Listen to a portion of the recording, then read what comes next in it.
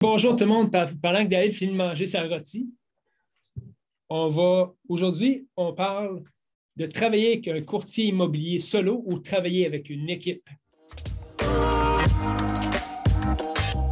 Hey, salut tout le monde, on est bien content de vous voir cette semaine avec nous. Donc nous voilà, moi et David, on est encore là pour vous parler de sujets pertinents qui nous arrivent à chaque semaine en immobilier. Puis une des choses que j'entends le plus souvent de la part des gens, c'est « Hey Maxime », de la part des vendeurs. « Hey Maxime, tu t'occupes de 70, 80, 90 listings. As-tu vraiment le temps de t'occuper de nous autres? » C'est une des questions que j'ai le plus souvent quand je rencontre des vendeurs.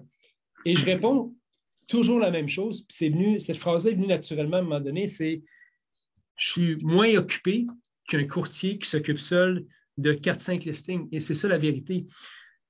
Selon moi, puis ça fait longtemps que je dis ça, le modèle du courtier solo, tout seul, et cette époque-là est révolue, ça n'existera plus parce qu'on doit être tellement de choses et on ne peut pas tout être en tant que courtier. Il faut être bien entouré pour que ça se passe. C'est sûr qu'il y a plusieurs modèles d'équipes.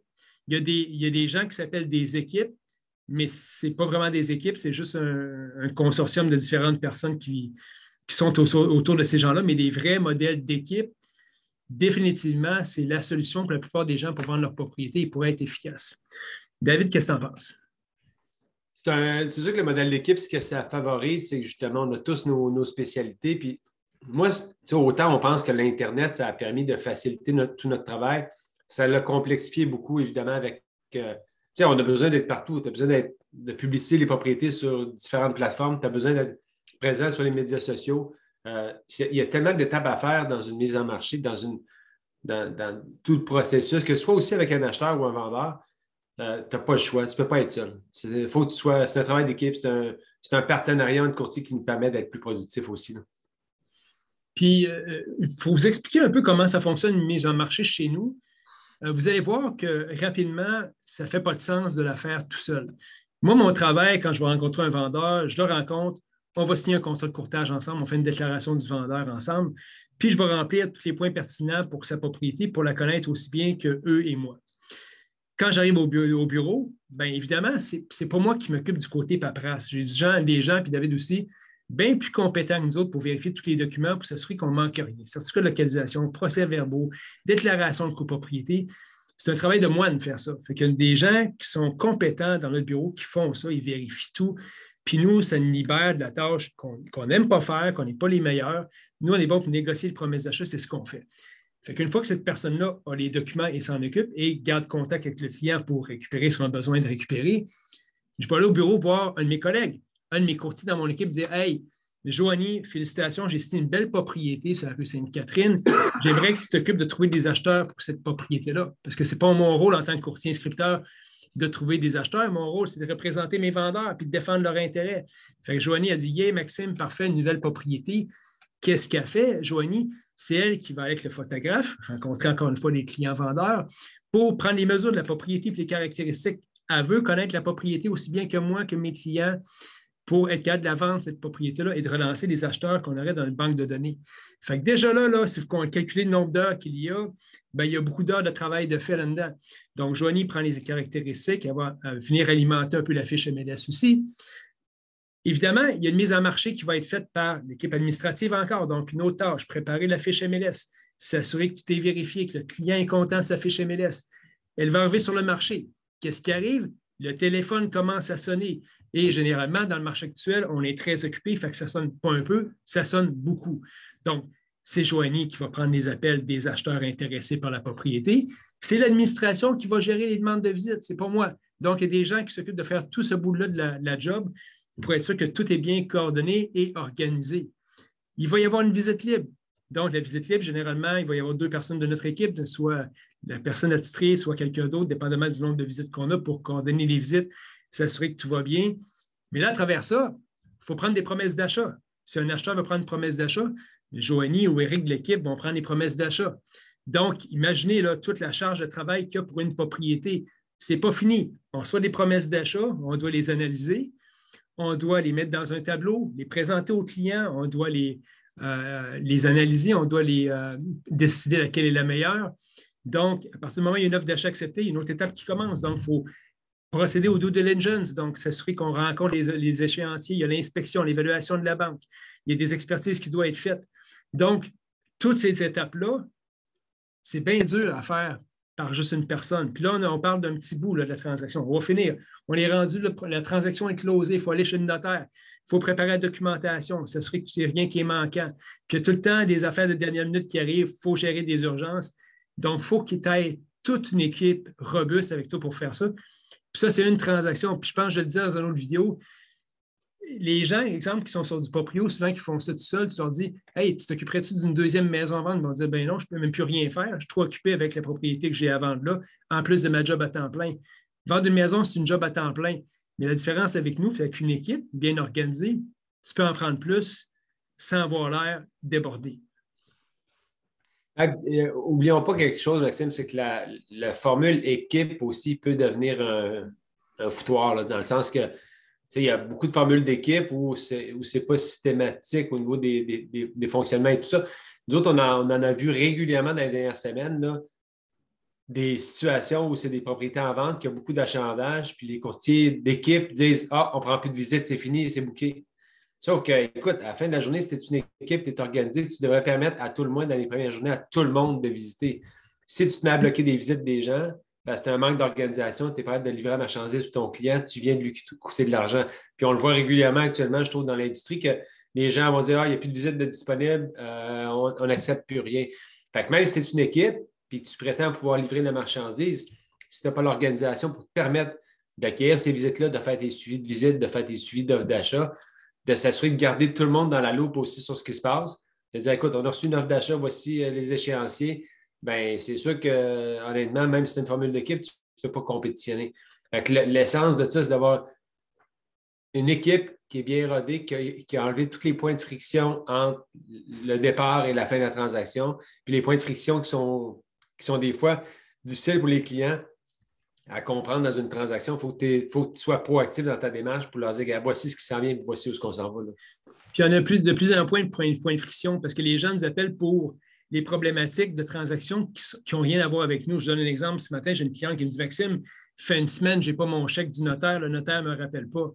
Bien, c'est notre job en tant que courtier qu'on ne devrait pas nécessairement avoir à prendre en charge. Avec le marché immobilier qui est tellement occupé, on doit rassurer tout le monde au-delà de la transaction pour être sûr que tout le monde est content, tout le monde est satisfait. Puis il y a quelqu'un qui me dit hey, je ne suis pas contente. Si c'était juste de moi, j'irais faire un bad review sur ce notaire-là. Puis je leur disais tout le monde est victime du manque de staff. Mais le manque de staff, souvent en équipe qu'en entreprise, c'est qu'il faut que tu commences à engager du monde avant que tu sois trop occupé. Puis c'est ce qu'on a décidé de faire, nous autres, c'est nous assurer que quand on devienne trop occupé, ça soit déjà réfléchi, ce bout-là. Donc, c'est ça. Mais pour revenir... Je vais te raconter une histoire qui est arrivée il y a une couple de semaines. On a une offre d'achat avec une courtier qui n'est pas en équipe, elle est seule. Son listing affiche 15 jours d'occupation, 15 jours de notariat. On prétend qu'ils sont prêts pour une occupation rapide des lieux. Au final, le certificat de localisation n'était pas commandé, elle n'avait pas de documentation, elle n'avait rien récupéré sur le syndicat. Puis finalement, ça a été une catastrophe pour se rendre au notaire parce que sa vendeuse n'avait pas été sensibilisée à tout ce qui arrive quand tu n'as pas de certificat de localisation à jour. La vendeuse ne voulait pas payer d'assurance titre. La courtier disait que c'était à l'acheteur de payer, ce n'était pas de sa faute à elle. Ça a été l'enfer total. OK, une catastrophe totale. Pour quelqu'un, là, c'est plate, on ne le voit pas beaucoup dans l'industrie, là, c'est de l'incompétence, des gens qui ne sont pas prêts, des gens qui ne sont pas entourés pour faire la job. Parce que quand on appelait, ce n'était pas son adjointe, c'était elle, puis elle, ben, elle a des compétences limitées dans ce qu'elle fait. Bien, je pense que il y a bien des courtiers qui, je pense, la plupart ont des bonnes intentions. C'est pas dur, c'est pas facile, c'est-à-dire s'entourer des bonnes personnes. Même si tu veux partir une équipe, bien, il faut que le monde, premièrement, veuille aller travailler avec toi. Deuxièmement, il faut que tu aies les lieux physiques pour les recevoir. Troisième fois, il faut que tu aies la vision à long terme. Mais j'ai la même situation. La semaine dernière, j'arrive sur une visite, on est là à l'heure parce qu'il me fait le devoir d'être toujours à l'heure sur tous mes rendez-vous. Courtier n'est pas là, courtier est en retard. Il débarque à la course. Je ne suis pas sûr s'il s'est levé genre d'une brosse ou quelque chose. Il débarre la porte vite, vite. Là, il s'installe dans la cuisine, puis là, je l'entends. Oui, pour la propriété, oui, je suis là présentement. Là, je comprends que c'est une acheteuse qui l'appelle. Mais venez visiter, je suis là. Aucune qualification qui est faite. Il ne sait pas qui s'en vient là. Moi, en tant que vendeur, je m'excuse, mais je veux m'assurer que s'il y a une visite chez nous, je sais qui s'en vient. Y a-tu été préqualifié par mon courtier? Y a-tu l'argent pour acheter ça? Il veut-tu acheter maintenant? Mais là, je vois que le gars est débordé. Il prend le téléphone, il a fait venir sur le fly. Je reçois des mots contacts après pour dire finalement, j'ai mis des documents qui n'étaient pas sur la fiche MLS, sont maintenant là. Fait que tu vois que c'était une mise en marché qui a été garochée, qui n'a pas été réfléchie. Puis c'est pas de sa faute, c'est que je pense qu'il n'a pas pensé peut-être de s'entourer des bonnes personnes pour arriver à faire une business qui fait du sens à long terme. Puis ça, ce qui est important dedans, c'est que quand tu as une business, tu as une vision à long terme, tu as des clients qui vont te référer. J'ai un client qui m'a appelé, il fait une transaction il y a 10 ans, il m'a appelé ce matin, il dit Maxime, j'ai tellement une bonne expérience avec toi que finalement, je vais vendre ma maison et la maison de ma mère avec toi. Bien, ça, c'est la différence dans les structures d'équipe qui sont bien rodées, qui fonctionnent. Tu sais, cette année, on a fait 600 transactions. Pour soutenir ça, il faut que tu aies une bonne équipe, une structure qui fasse minimalement de sens. Puis il n'y a rien de parfait en passant. Je vois des équipes, des fois, que c'est du bout des doigts. On gère des personnalités, des courtiers, du staff. Mais je pense que si on veut s'approcher de ça, on s'approche pas mal de ça dans notre équipe au niveau de ce qu'on veut faire et ce qu'on veut accomplir. Ce n'est pas parfait, mais je pense qu'on est à la bonne place. Absolument. Écoute, c'est tout le temps une évolution aussi. Hein? Tout change, la technologie change, les façons de faire. On l'a souvent dit, on est dans une industrie où les gens, premier réflexe, j'ai encore quelqu'un qui m'a fait une demande pour une évaluation de propriété. Un de ses premiers prérequis, c'est le courtier le moins cher. Bien, les gens vont souvent à la course vers le fond, avoir le moins cher possible, sauf que la différence qu'il y a au niveau de l'équipe, c'est que je pense qu'on a augmenté les standards de service qui nous permettent à nos clients, dans les faits, d'avoir la conviction en fin de leur journée immobilière qui ont tiré le maximum de cette expérience-là, avec des tarifs qui sont conformes à l'industrie. Dans les faits, oui, tu vas tout le temps avoir des courtiers qui vont faire ça à rabais puis vraiment pas cher, mais tu as les résultats qui viennent avec, tu as les ressources qui viennent avec aussi. Là. Puis l'avantage, c'est que vous allez voir, quand vous travaillez avec une équipe, et disons, puis on parlait du volet courtier après ça rapidement, faire partie d'une équipe, mais ça m'est arrivé avant les fêtes, il y a un dossier, le client il me dit Maxime, je veux 1,5 million pour la bâtisse. J'ai dit écoutez, ça vaut à peu près 1,2, je ne suis pas la bonne personne pour vous, merci pour votre temps. J'ai préféré ne pas le prendre. Il a pris un courtier à rabais qu'il a pris pour 3 mois. 3 mois plus tard, il m'appelle, il dit Maxime, on pense souvent à toi, finalement, on est prêt à aller avec toi. On a revu la stratégie. J'ai vendu en une semaine la propriété avec une stratégie qui tenait la route. Fait que le courtier le moins cher, souvent, c'est généralement pas le plus qualifié non plus et il risque de vous coûter de l'argent à la fin de la journée. Oui, absolument. Écoute, ça revient à ce que je disais tantôt. Vraiment, c'est de s'assurer dans les faits que la stratégie tient la route. Puis à la fin, le client, c'est un peu le pendant du proprio. Les gens, je suis pas mal convaincu, si tu fais le sondage, après ça, les gens qui n'ont pas eu de succès sur du proprio, est-ce qu'ils dépensaient 1 000 $ sans avoir de résultat? La réponse, c'est probablement non. Il irait probablement avec un courtier qui offrirait le service où il y a zéro risque pour le client. Si ça vend, ça vend. Si ça ne se vend pas, ça ne se vend pas. Sauf il faut être conscient au niveau du courtage immobilier qu'on prend tous les risques, puis on le sait, nous autres, dans notre business, prendre une inscription à la base entre 2 500 et 3 000 $ de dépenses qu'on va assumer, puis après ça, il faut vendre la propriété. Exact. Si on parle du volet, là, on parlait des avantages ou les options d'un client vendeur pour travailler avec une équipe. Si on parle du volet courtier, je dis écoute, puis j'ai beaucoup de courtiers qui viennent me voir, je devrais-tu travailler avec une équipe ou m'en aller solo? Ça, c'est une autre histoire, mais c'est à peu près pour les mêmes raisons, honnêtement, que quelqu'un devrait joindre une équipe.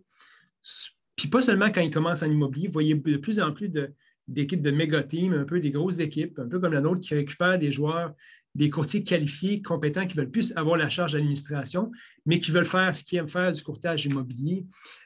Comment tu vois ça, David, toi, au niveau du courtier, travailler avec une équipe ou pas, quand tu commences?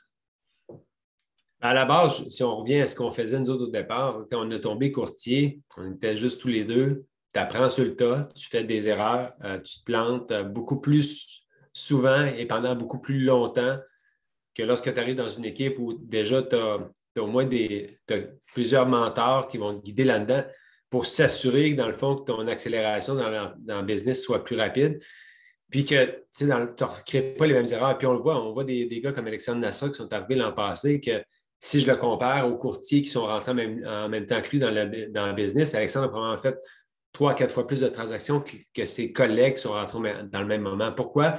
il y a eu l'encadrement, il y a eu le monde autour pour l'aider, il y a eu les leads, il y a eu certains leads qui lui ont été fournis, il y a eu les habiletés qui ont été développées parce qu'on dit tout le temps, un jeune courtier, évidemment, tes habiletés doivent être compensées par ton manque d'expérience. Fait que si tu n'as pas d'expérience, tu dois aller la chercher quelque part, tu dois aller la chercher dans un regroupement de courtiers qui ont cette expérience-là, qui peuvent te la fournir, qui peuvent te donner les outils pour aller un petit peu plus loin, un petit peu plus rapidement. Fait qu'Alexandre, je donne cet exemple-là, Alexandre a su tirer profit de ça, mettre son ego de côté parce que ça prend quand même un petit peu de courage. Je vais aller dans une équipe, je vais mettre un peu mon ego de côté. Ce ne sera peut-être pas moi la tête d'affiche pour le moment. Puis je vais être prêt à aller apprendre, faire partie de l'équipe puis faire croître ma business parce que la philosophie de l'entreprise, pour moi, c'est vraiment qu'on puisse faire croître la business des gens sous le parapluie de l'équipe Tardif que les résultats qu'on a aujourd'hui, mais que tout le monde puisse développer sa business au niveau qu'ils veulent. Il y a du monde qui décide qu'ils veulent faire 200 000 par année, c'est beau, puis il y en a qui veulent faire 1 million. Tout le monde est respecté là-dedans tant que tes buts soient clairs et établis, puis que tu sois connu par tes collègues aussi. Mais pour moi, tu vas aller beaucoup plus vite, beaucoup plus rapidement. Oui, je pense que c'est clair. Puis tu vois, j'ai fait une transaction cette semaine, puis le courtier, c'était sa première transaction immobilière. Il est tout seul dans une petite bannière. Puis j'ai dit, écoute, je vais t'aider à faire ta première transaction immobilière. En fin de transaction, s'il avait fait ce qu'il avait fait, il aurait floppé la transaction de A à Z. J'ai fait recommencer 3 fois les documents pour être sûr qu'on n'ait pas d'enjeu jusqu'à la banque pour être sûr que tout se passe bien. Mais ça, quelqu'un qui ne le sait pas, qui n'est pas coaché, il va passer à côté de ça puis il n'y arrivera pas. Fait que vraiment du coaching, puis j'ai des clients, des courtiers encore d'expérience, qui ont beaucoup d'expérience dans notre équipe qui viennent nous voir quasiment tous les jours pour des conseils, des situations particulières. Fait que quand tu as des team leaders qui sont assez expérimentés pour te dire comment ça fonctionne, moi, je pense qu'il n'y a pas vraiment de raison pour vouloir faire autre chose que de vouloir commencer avec une équipe. Puis j'ai des gens moi, qui sont venus me voir il y a quelques années qui ont dit, Maxime, je vais commencer avec toi, je vais apprendre, puis après, je vais faire un tour de mon côté tout seul. Ils sont encore là aujourd'hui, puis je pense qu'ils sont heureux d'être encore là parce qu'une équipe, c'est une synergie, puis ça rend les choses plus efficaces. Pour les clients, pour les courtiers, pour tout le monde. Puis je m'attends à ce que ça va s'accélérer avec le temps, puis il va y avoir de moins en moins d'agents solo. Puis il y a des gens qui vont essayer de se structurer, un petit groupuscule de 2-3 personnes pour appeler ça une équipe, mais ce n'est pas une équipe. Une équipe, c'est une structure qui vient avec ça pour propulser le client. Puis on inclut le client dans notre équipe, qu'on l'amène à bord avec nous dans une transaction immobilière. On dit bienvenue dans l'équipe. Bienvenue dans l'équipe, faites partie de l'équipe avec nous, puis on va travailler ensemble. Oui, cool. Écoute, je pense que ça fait le tour pour ce sujet-là. Regarde, je pense qu'on n'a pas besoin de convaincre personne qu'on s'en va vers ça doucement, vers les modèles d'équipe. Puis je crois que les courtiers ont davantage à explorer ça avant de prendre une décision finale aussi. Peu importe l'équipe, trouver chaussure à son pied là-dedans, trouver une équipe qui peut leur ramener ce support-là puis ces bénéfices-là à moyen long terme. Puis si vous êtes un client vendeur, portez-vous la réflexion quand on explique les étapes d'une vente immobilière. Est-ce que quelqu'un peut vraiment soutenir toutes ces étapes-là de manière efficace et conséquente du début à la fin? Non, puis c'est pour ça que je disais tantôt en préambule, je suis moins occupé qu'un courtier qui m'occupe de 3-4 transactions tout seul parce qu'on a une équipe qui vient stabiliser ça puis rendre la transaction efficace. Hey, merci tout le monde. C'était notre capsule de la semaine. On se voit la semaine prochaine. Bye bye. All right. Salut tout le monde. Bye.